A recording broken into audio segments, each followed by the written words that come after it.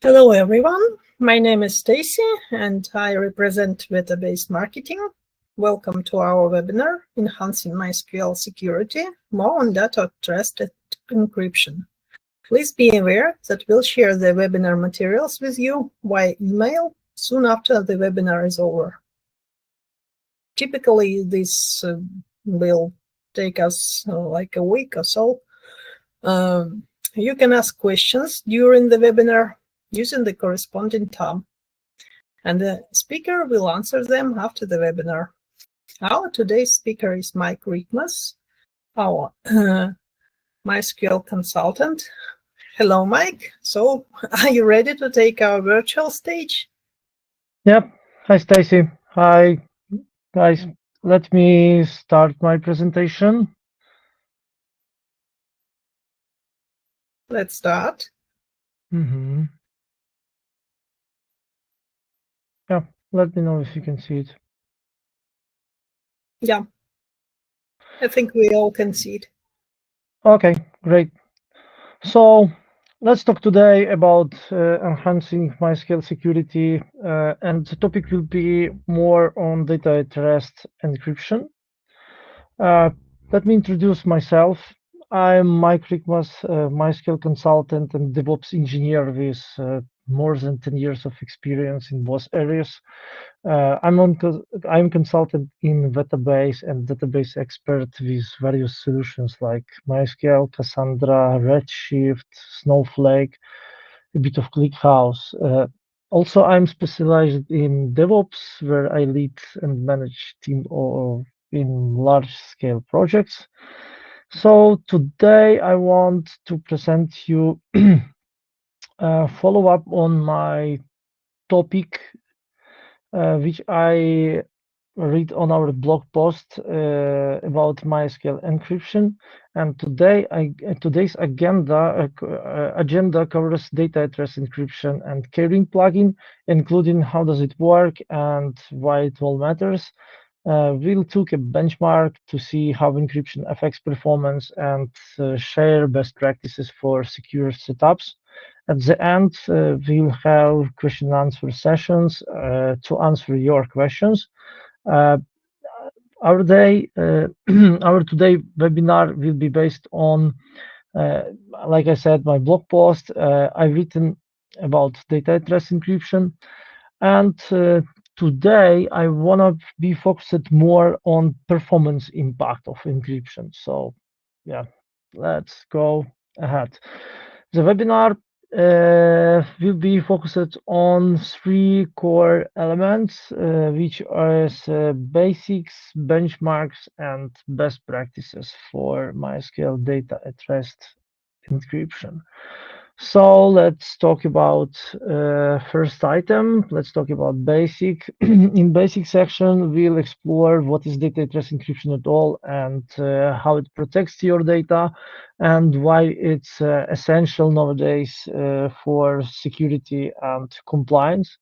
In the benchmark section, we will examine how enabling encryption affects database performance, and I will provide real-world insights through tests. In best practices, we will share practical tips for setting up encryption securely and efficiently while minimizing impact on performance. Of course, we'll be more focused on performance specifically. So what is data at rest encryption at all, and why does it matter? Data at rest encryption ensures that stored data is protected from unauthorized access. Uh, Even if storage device is stolen or compromised, it encrypts data as it's written on the disk and decrypts as it's written from the disk into the memory. Or so it provides a strong layer of security, and especially important when you need to meet some regulatory requirements like GDPR, HIPAA, or PCI DSS. These are very strong They require very strong data protection standards. Additionally, it mitigates the risk of sensitive information being exposed in the event when uh, hardware is stolen or lost or just failed. So encryption keys and how MySQL handles it. Encryption keys are foundation of data at rest encryption. It's essential for its security, encrypting and decrypting data. MySQL uses transparent data encryption, so-called TDE, to automatically encrypt data in InnoDB table spaces, which is default storage engine since MySQL 8. And MyISAM, on the other hand, is not supporting it. So for encrypting data on MyISAM, you need to use some alternate methods like file level encryption or disk level encryption. So yeah, we will be focused on MySQL keyring plugin in our next slides. So let's talk about keyring plugin overview. Keyring plugin, what is keyring plugin at all? Keyring plugin secures encryption outside of the database, reducing unauthorized access, like I said. So it enhances security, ensure compliance. Yeah, it's very easy to use. So why we use it? Like I said, because it enhances security first of all, and keyring plugin ensures encryption key are stored securely outside of the database. So it reduces the risk of unauthorized access. It meets compliance requirements, like I mentioned, for different regulations like GDPR, etc. It's simple. Plugin eliminates needs to have some complex external key management system, and it's easy configurable and maintainable. And of course, it's because it's integration, it works seamlessly with transparent data encryption mechanism for InnoDB table spaces. The keyring supports multiple backends, such as file-based storage and cloud providers. In Enterprise Edition, HSM and cloud providers are supported, but Community Edition primarily supports only file-based storage. So how does it work? The plugin architecture enables auto-encryption in InnoDB table spaces, ensuring secure and seamless data protection. It supports multiple keyring backends, like I said, in Community and Enterprise. It's either cloud or hardware, and configuration is very straightforward and managed just through MySQL options, and there are only several of them, not many, and it makes both efficient and highly adaptable encryption in different environments. So key features, as a summary, key feature of this keyring plugin is that keyring plugin has pluggable architecture, and it supports various backend. It offers flexibility and diverse setups. It enables auto encryption for InnoDB table spaces, providing seamless data security, and configuration is easy maintainable and straightforward through MySQL option. So let me now mention about my setup. This setup I did for this webinar and for a blog post. So you can check this setup by URL. This is our repo. I created it, and it's organized in a very simple way that if you pull this repo to your site, you can just run several commands here, like create custom sysbench image, build stack, apply aliases, check encryption, and benchmarking. So all these steps will allow you to reproduce everything what I did for this webinar. So it will be easy for you to play with encryption. It will be easy for you to understand how does it work, how to configure it, how to do benchmarks, etc. So everything I did on myself, you will be able to reproduce with simple commands, just copy pasting them. It uses Docker as well.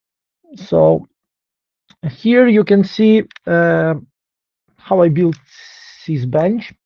This is custom sysbench image. Why I needed custom? Because I use MySQL 8 version in my tests, and it uses SSL. So I needed sysbench version 1.1, but publicly available images were with 1.0. So I just decided to build my own image to make sure it works for me and it works for you.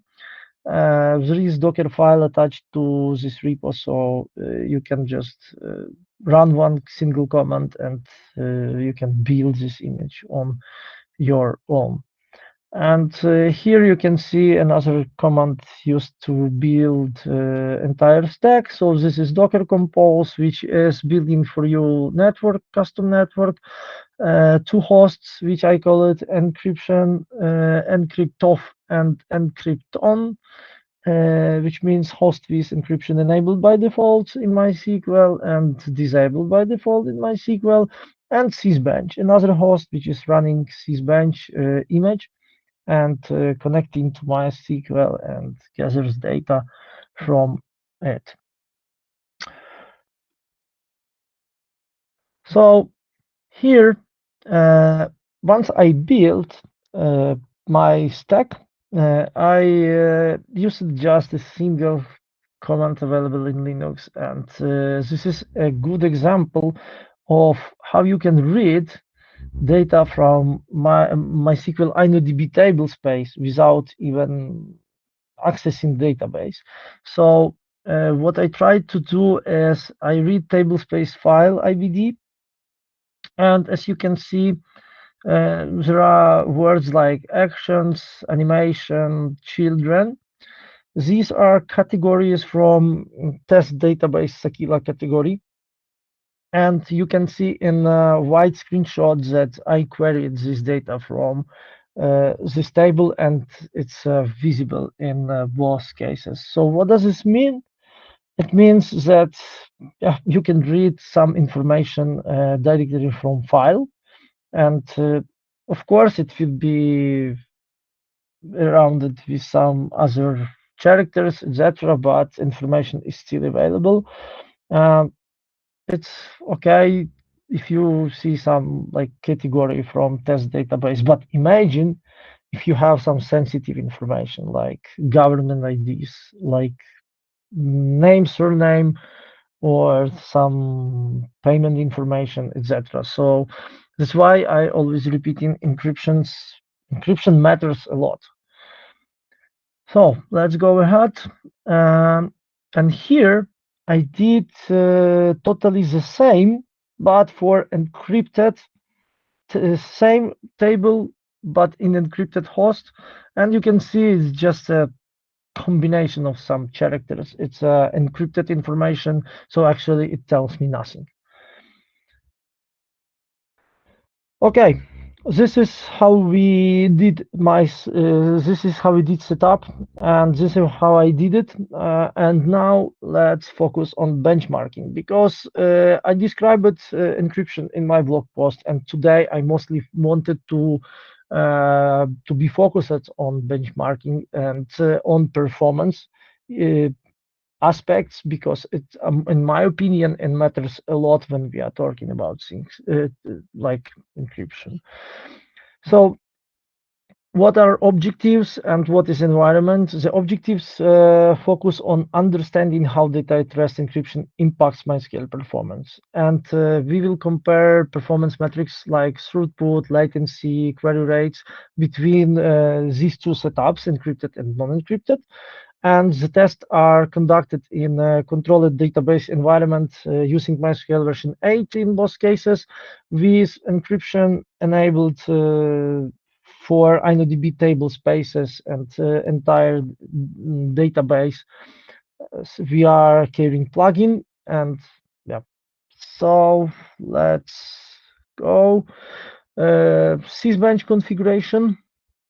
I uh, I did several different type of tests when using Sysbench, but results of all of them were very correlated between each other. So I didn't place into my webinar all of them, but just a single one which reflects the situation about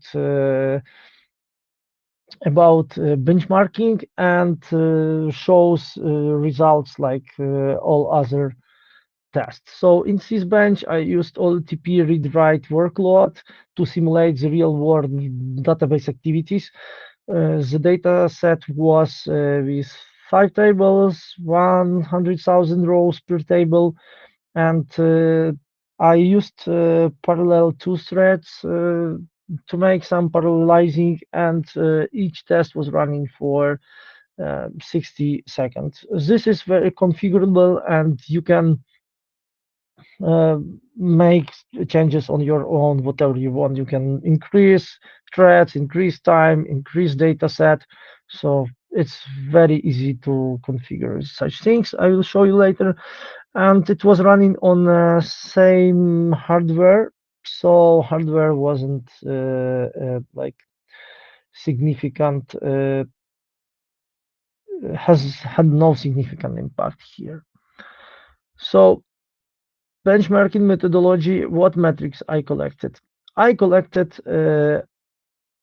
I was focusing on K metrics like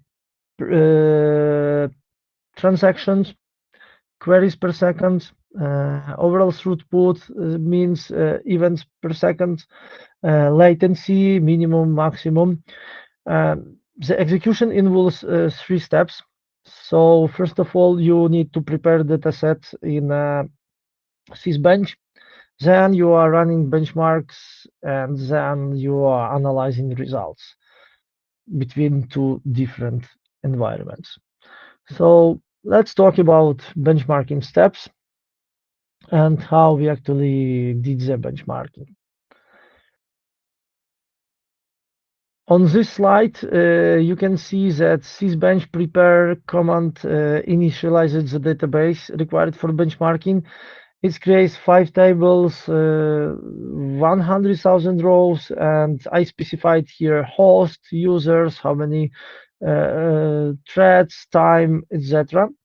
And sysbench with these preparation steps set up the necessary data set in a consistent and repeatable manner to ensure that all benchmark tests start with the same data structure and the conditions for accurate structure and conditions for accurate performance comparison. So it generated the same data structure in both encrypted and non-encrypted environment, but we can ensure that these data structure are more or less equal. And now we just need to change prepare option to run, and it is actually running for us this test. Here in my slides, I pasted placeholders, MySQL host, port, user, password, etc. So by just changing it, you can connect to specific server. But in my Git repo, I placed stricted commands with specified hosts, IPs, users, etc. So when you will be working with reproducing it based on Git repo, you can just copy paste without replacing placeholders to something else. So benchmarking results. Let's talk about benchmarking results and what they reveal. We'll analyze here performance metrics collected during the tests. We will compare setup with encryption and non-encryption, and we will discuss throughput, latency, and overall query performance to understand what impact do they have to both systems. So here you can see how actually Sysbench provides test results. So here are all the metrics. Of course, within single slide, it's not convenient to compare all of them. So in my next slides, I will compare specific metrics and I will describe the level of impact or the difference between two different environments. So let us check key observation. Okay, so key observation here is a summarized table with summarized structured information uh, for more convenient view. How many transactions were on encrypted host and non-encrypted? How many transactions per second? What was the total number of queries? What was queries per second? How many events, latency, average and maximum, and threat fairness. So in a latest column, you can see, of course, the difference between encrypted host and non-encrypted host. And you can see that the overhead is here and encryption is not free, let's say. It consumes some resources. So let us dive into these metrics one by one. Queries performed. As you can see, there is difference in all type of queries. There is difference with reads, there is difference with writes, and there is difference with others. It's like some data. It's like non-data modification and non-SQL queries, like starting transaction, ending transaction, commits, etc. So you can see that without encryption, we have a difference like 11% more queries comparing to encryption. Transactions is totally, well, not totally, but pretty much the same. So there was like 10% of transaction more in a non-encrypted environment, which of course shows us again an overhead. Throughput, this is how many events per second we did, and again about 10% difference, and this is likely due to additional CPU processing required for encryption and decryption data. Latency. Encryption introduces us about 11% of increase in average latency. And this is reflecting the additional processing required for encrypted and then decrypting data. The maximum latency was significantly higher with encryption, so likely due to more heavy I/O operations. These results highlights the trade-off between enhanced security and performance. So this matters a lot for latency sensitive workloads if you're considering encryption. Threat fairness. Threat fairness remained consistent across both configuration with minimal deviation in execution time, and it's indicating balanced workload distribution between threads. However, without encryption, each thread handled approximately 11% more events in case of non-encrypted environment. So this is reflecting the higher overall throughput observed in non-encrypted tests. And this again highlights the additional processing overhead introduced by encryption. So now let's talk about analyzing of this everything and dive into effects and results and what does this mean for real world workloads. Um, Encryption overhead is expected, and on the URL you can see from MySQL manual. And according to MySQL manual, the performance impact is expected to be within single-digit percentage, which is very aligned with our tests, and our tests mostly showing 10 to 11 drops for encrypted environment. And encryption adds computational overhead to every test, read and write, and for encryption, you have reduced throughput, increased latency. So this overhead affects these all sides due to encryption and decryption, and it's related to more CPU I/O usage. By the way, I didn't monitor CPU usage here, but if you are performance concerns, I very recommend you to monitor CPU utilization during the test and during all the sysbench work. Again, if you deployed something with encryption, then you should, at the beginning, you should monitor your system as well, because it should, you should make sure it's stable after you enable it. So real world implications. In real world scenarios, the impact of encryption depends of workload priorities. What does this mean? That for performance critical tasks like high frequency trading, like real-time analytics, added additional latency or reduced throughput may pose big challenges to your environment. So you probably don't like encryption to be enabled in terms of performance.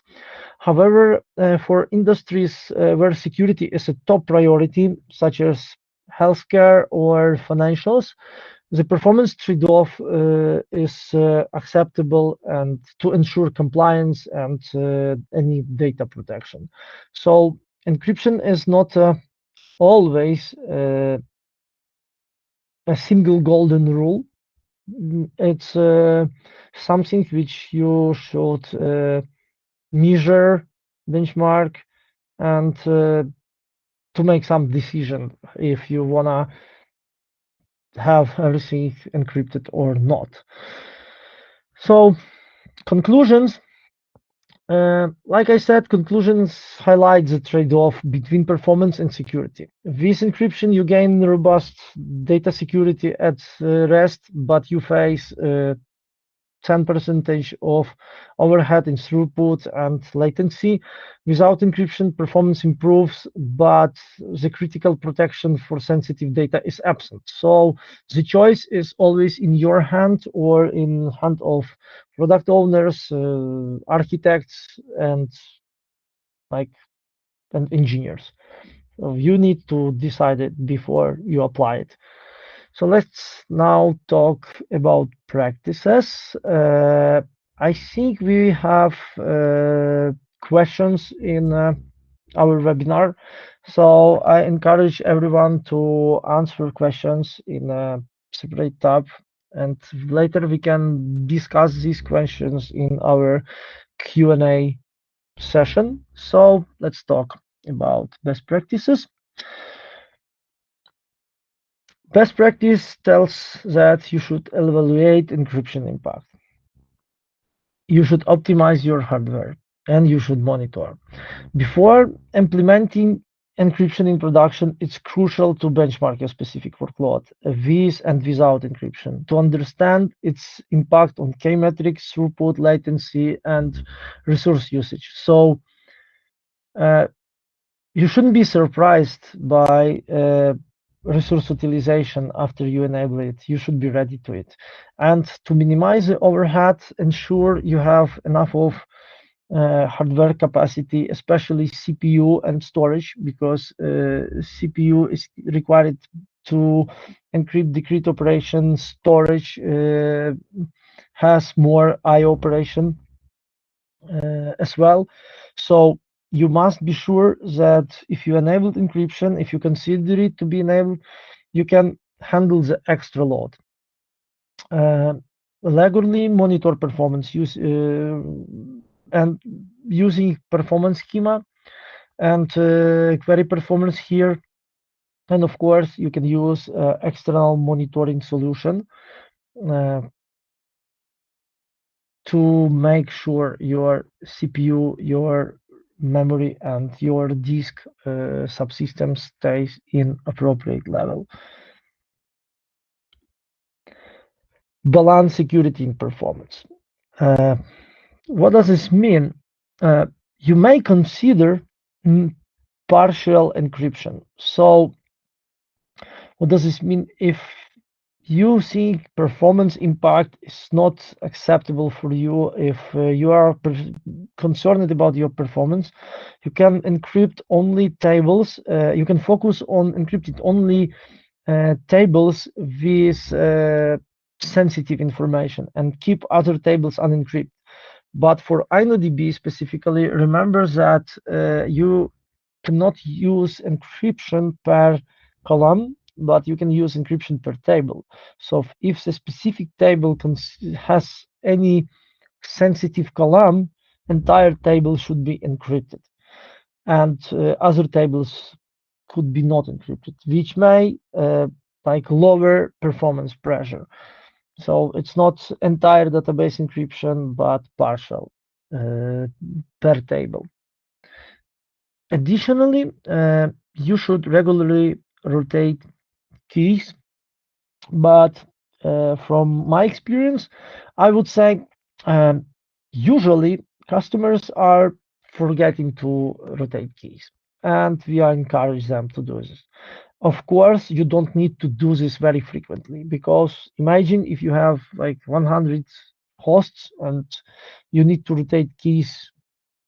If you want to rotate keys like once per week, you have constant rotation or one or another host, and it's easy to to break something, or it's a easy thing to do some human mistake, or etc. Or you can automate it, but again, from my experience, I don't recommend to do it very frequent, but I totally not recommending to forget about it.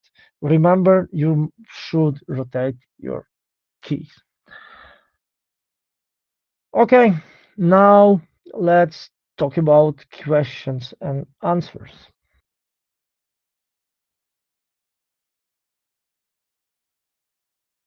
Do we have any?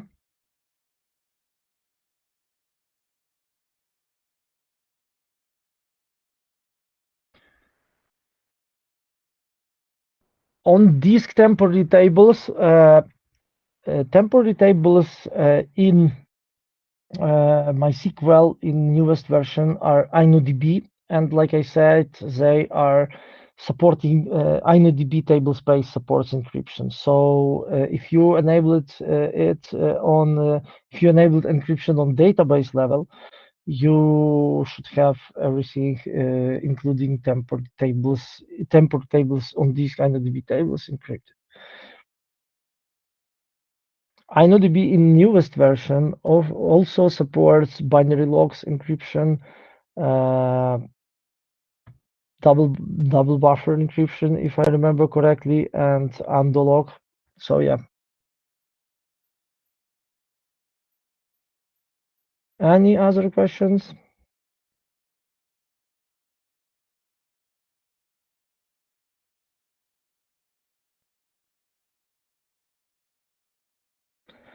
Have you worked with sensitive information? Have you used encryption? Any answers? I use a lot. Let's start from my side. I use sensitive information a lot. Systems where we are working with our customers, they all have users' information, and specifically, it should be stored in accordance of GDPR and other things. So, sensitive information is everywhere.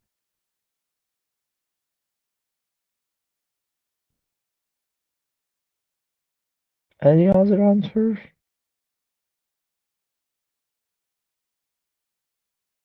Questions?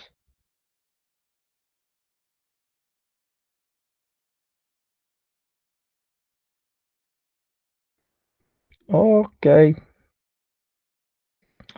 Is encrypting important in the modern world, as you have to rely on provider anyway?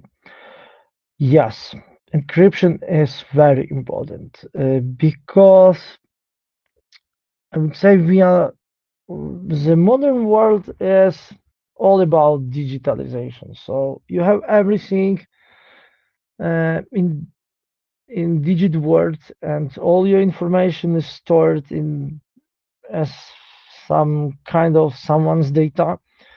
And nowadays, it's very important to make sure your information is stored properly, because you can break someone's life by just exposing some information, and you want to be sure your provider is storing your information properly, your provider is encrypting it. So I encourage everyone to think about encryption, about SSLs, about everything. Security matters a lot in our modern world, and ignoring security is not a good idea.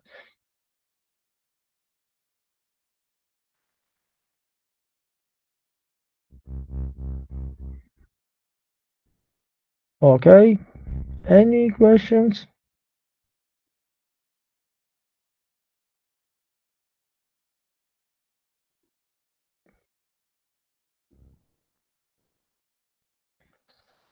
I The think, error log. Yep. yeah. Error log.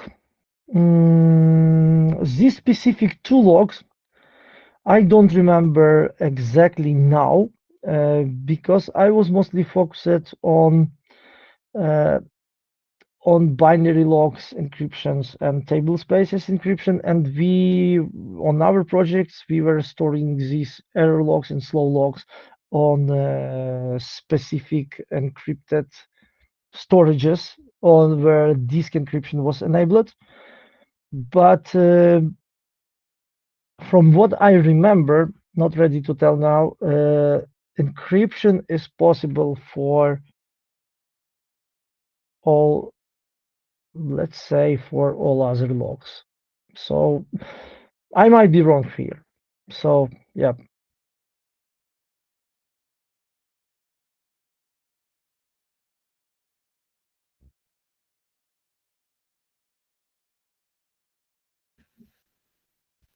Any other questions?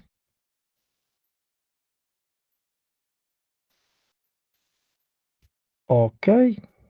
So it looks like we are done. Thank you everyone for attendance. Thank you everyone for being here today, for your time.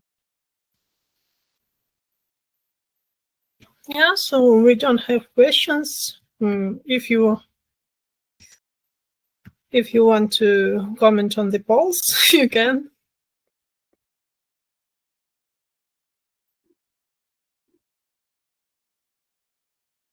We see results. Yeah. So we publish in Reddit or Yeah. okay.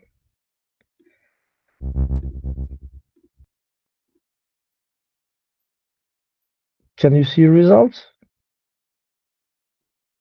Okay, it looks like no, not everyone is doing benchmarks. So from now, I encourage you to do benchmarking of encryption, because don't be surprised if you have performance issues. Not everyone is using encryption. Again, I'm very encourage you to use encryption. In modern world, it matters a lot. So considering you must be very sure about you secure if you don't use encryption of data at rest. So do not ignore this for sure. And would you benchmark results of today's webinar impact? Great. I see that someone wants to benchmark on its own. So yeah, I encourage you to play with this. Believe me, encryption in what I presented to you is not very complicated to step into this question. So you can play around with it within a minute after you pull our repo.